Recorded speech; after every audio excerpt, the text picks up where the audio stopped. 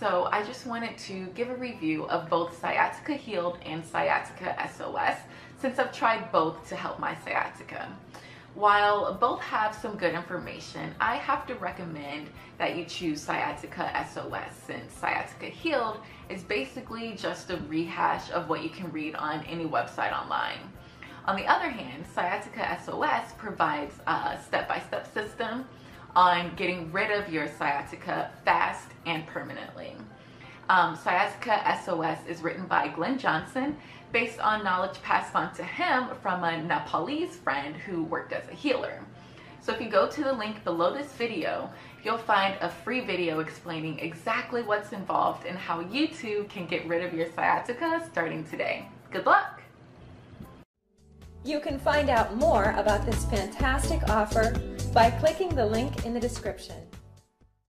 Okay, today's daily rehab is about teaching you a few little exercises that you can do for an acute lower back pain episode or acute spasm from a lumbar disc bulge that you may have encountered or had. And these exercises are really good to do sort of first thing in the morning and at night to get you moving. So they're what we call our daily exercises that are precursor, before you do your main set of mobility and rehab exercises that help with the problem you've got. So they're really good at unlocking or releasing the lower back, getting it out of spasms so it actually starts moving a little better, you start moving a little better, and then once you've been up for an hour or two, say in the morning, and then you can do your exercises a little bit better. Now, I have stolen a couple of these exercises from Sarah Key, so credit goes out to her for these ones you'll see in this program. But today, I'll show you 4 exercises that I like, and we've put them inside our lumbar disc rehab program online. So you'll see that, you can see that for free.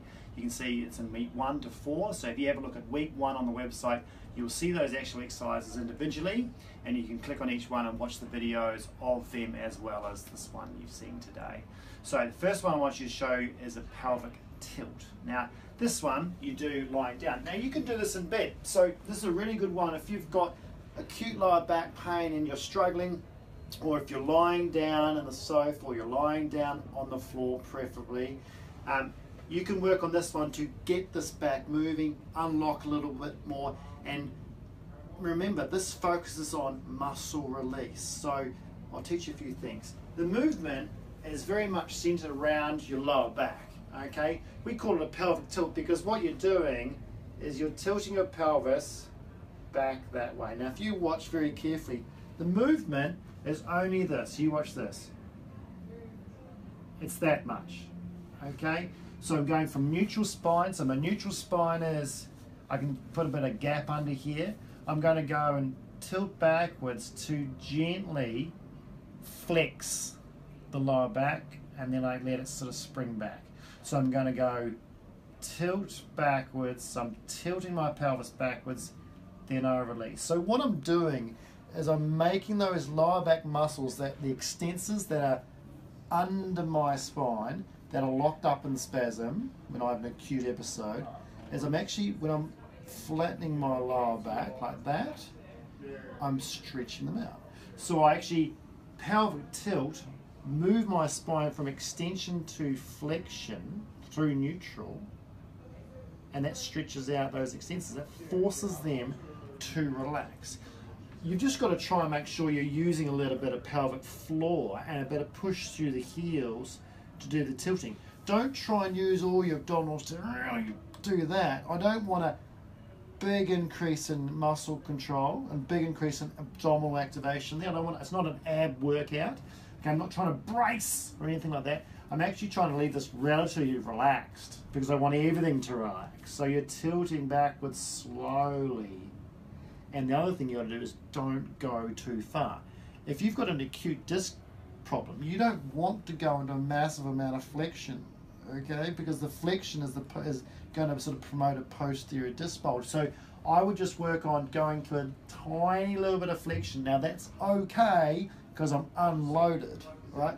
I don't want to be doing flexion loaded, okay? But unloaded as a no gravity is okay as long as it's a little bit. And remember, the priority or the aim for this is to try and do muscle spasm release. So I'm trying to get that lower back just relaxed a little bit more into there. I'm not trying to go into flexion. I'm just trying to release that off. Now that's a really good one to do. How many to do? Maybe 10, maybe 3 sets, but these 4 things I would try and do in a bit of a circuit. So you might do 1 set of each of the 4 and then repeat into the circuit again, okay, like your little routine. All right, so that's your pelvic tilt, really good one to work on. The second one you can do again in bed is rotations. Now this is where you keep your knees together, heels together, okay. Now you can either hold on to the bed or you can hold on to something, put your arms out if you're on the floor, and you're going to rock and rotate your pelvis over to one side. So you go into right rotation of the lower back, and then you pull it back and rock to left rotation. Now some people get a bit of a clunk and a click. As long as that's not painful, that's okay.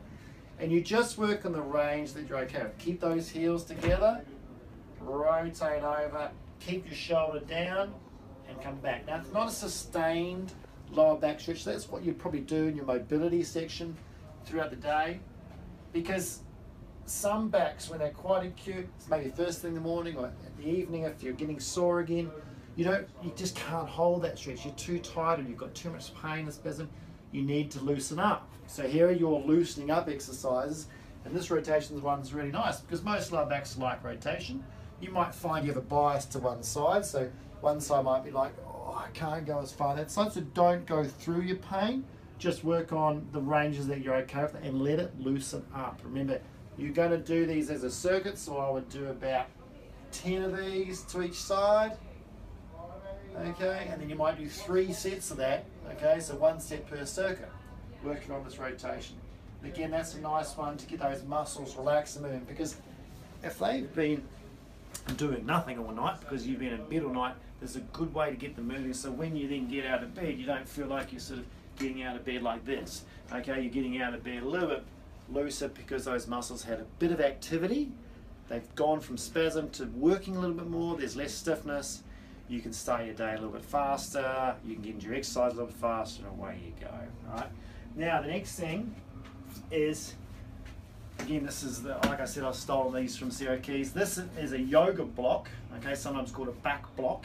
Now you can either use one of these. It's just simply to raise your pelvis and provide some traction, or you can use a big book.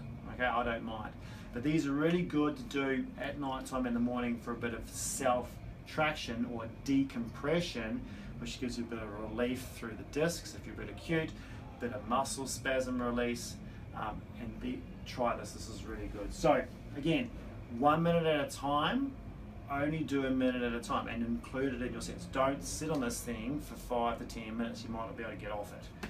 So back into here, you're going to put it under your pelvis. So you lift your pelvis up straight under. Okay, now you try and find that hard bony part of your pelvis. So not your lower back. Don't put it on your lower back. Don't put it way down your bum where it's on the edge. So you just put on that pelvis part. Imagine like your back is going to be this way from the block. Okay, so that was the lowest part of your lower back. The block's going to be right there.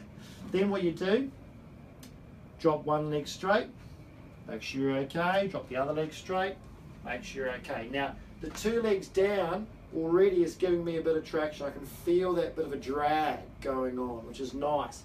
Then you try and do 1 arm, and then you try and do 2 arms, and you just lie there and try and relax over the block.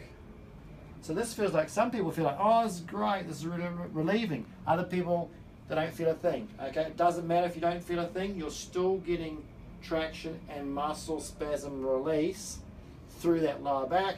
So again, you lie like this for a whole minute, all right? And then you come arms down. Once you've done your minute, bend your knees, take it away. Don't lie there with it on, all right? So take it away, and then you go, oh, okay, I'll do my rotations or whatever is next in your little routine. So that's number 3. Number 4 is your pelvic rocks. Now, the pelvic rocks is quite easy. You can either do this, there's an alternative to do it in all 4s if you don't like sitting. Okay, but I like the sitting one because this is the one you can do when you're out of bed in the morning. You've done those sort of 3-4 things, and you know, before you get up or bend forward and get going, this is a great one to work on. Now, The pelvic rock is simply your pelvis doing this. Okay, so think about the pelvis rocking left and right. All right, so for me, what I'm going to try and do, and I like putting my hands on my hips because I sort of can feel what my pelvis is doing. I'm going to push my pelvis on my sitting bones, so these bones here, I'm going to push them, I'm going to push left and right. Okay, so I'm going to push left and right like that. Now, a lot of acute backs, this doesn't hurt. Okay, I can just push left and right, and what I'm doing is I'm making the muscles in my lower back here start working. So instead of being locked in spasm, they're having to work left and right, but the load is not much. I'm just doing a sitting. As long as you're sitting in a decent sort of posture, just rock it left and right, and try and keep your upper body centered. Like, try and keep your head centered. So don't move your upper body left and right too far. Try and keep your upper body reasonably centered, and use your spine to rock it left and right. No, just maybe do 20 or 30 left and rights like that. Okay, keeping in a decent position. You don't have to use too much abdominal control, as long as you're keeping an upright posture, and as long as it doesn't hurt. Okay, so left and right, and that will really unlock you. And this is one of the major ones that helps people get going. But it's good to do after you've done those other three. Okay, so then when you get up and you finally get upstanding, you know, things are a lot looser and you can move a little bit better, get going for the day, and then you're more likely to do your stretches that you're supposed to do that really loosen you up, and more likely to then go and do your core strengthening exercises, which helps the whole thing. So give those 4 a go. Like I said, they're on our lumbar spine disc rehab week 1. Have a look at that online. It's a free week to have a look at. Check those out and you'll see all the instruction videos for those. And give that a shot if you've got an acute back, maybe you've got pain in the mornings, that sort of thing. And again, try it at night. See how you go.